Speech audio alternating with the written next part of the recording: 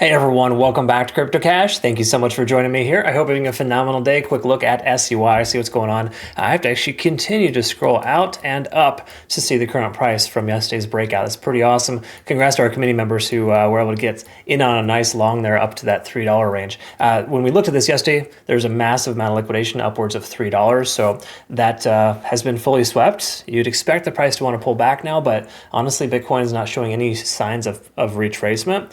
And in turn, we may not see that significant of a correction here. So we're going to look at some macro support and resistance levels.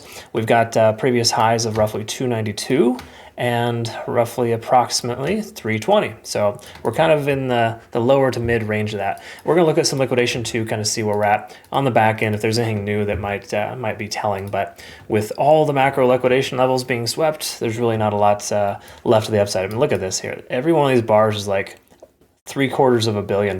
Like, some people got absolutely hammered on that one. That's it. I hate to laugh because I shorted Bitcoin. We had to close that out early, but on the same accord, secured profits on XRP and Solana and quite a few Bitcoin trades last week too. But the general consensus here is that you don't want to short this coin. If you're considering doing so, I get it. It's massively overextended. It makes sense to pull back, but coins like this, once they're back on track, it's really hard to bet against it. Okay, so I'll never short SUI again. I'm like 2 for 4 in my history, and I don't like a 50% probability or odds of success. So, anyways, macro liquidation swept. When we take a look at the overall liquidation delta, we can recognize that we're here at about 1 billion hanging out there. That's a lot for this coin.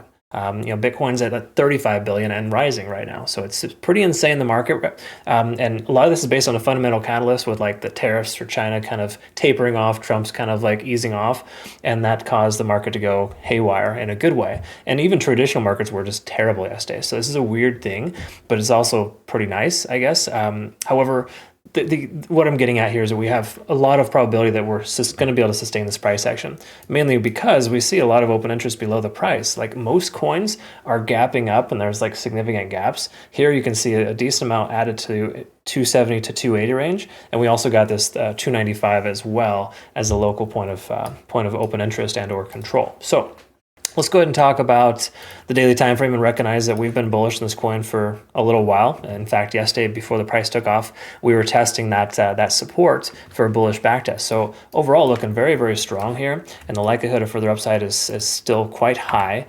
Now, at this point, you do want to be careful FOMOing into what feels like the top. We got a significant fair value gap below at 230 to 260. So yesterday, price action just shot up too quick, and we're going to start having to see some kind of correction. It would make sense for the price to pull back, but it also, this coin, how it moves and how it's performed in its history, once it sees a lot of volume, it's more likely to sustain itself. So pending Bitcoin doesn't run towards anything lower than 88,500, which is its current support range, I don't think we're going to see this coin really pull back all that hard.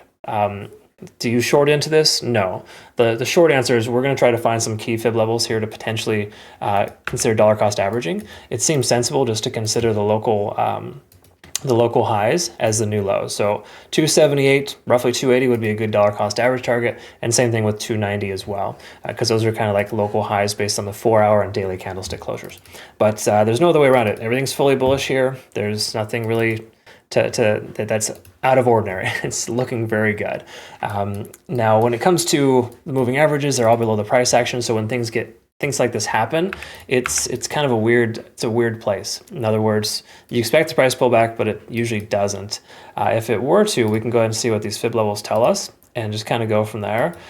Typically 0.382 and 0.5 are the common retracement areas, at least initially. So once more, it does kind of put us in the 240 to 260 range. So I think it's very, very early and too premature to consider or to propose that we're going to see those levels. At this point, if the volume continues to sustain itself and Bitcoin maintains 92, 93K, then I think we're probably going to see further upside. Even though we are, yes, overextended and there's more likelihood of price action pulling back, this amount of volume is far higher than most other coins as far as sustainability is concerned. So you don't want to short into high volume is the common takeaway here. So that's kind of where we're at there. It does seem sensible that we're going to be able to maintain this price action, but once more, if you look at this local pullback here, that was when Bitcoin hit like 92,000 right there. So it's doing pretty darn good. I mean, I really think that we'll lose this 280 range if and only if Bitcoin were to pull back and hit its low 90K range. So I'll update our charts here, post on Twitter, Telegram, and Discord. Just keep in mind, it's always going to be a little funky when you have coins that run like this. We're massively overextended, duh, we know that. But what we want to pay attention to is these support levels. So once more, I'll post that so you can kind of see that here shortly. I hope you learned something today. Comment below if it did. And I know it's kind of not necessarily what you're looking for. Folks do tune in a lot of times to try to get the answers. But most of the time when coins like this erupt and continue, you don't want to bet against it, and you just wait for better entries if you can. That's the concept. So try not to FOMO in too hard right now, but also I don't blame you if you do. Just ensure you use low position size, because you should have been averaging into your position between 2 and 220 anyways. Easy to say for me to say because I did that, but once again, if you haven't been watching, maybe you wouldn't know that. Either way, okay, that's about it. Thanks so much again. We'll look forward to seeing the next one. Have a great rest of your day. Join us on Twitter, Telegram, and Discord if you'd like. I've got a lot of good stuff in there. All right, folks, have a good one. Take care. Bye-bye.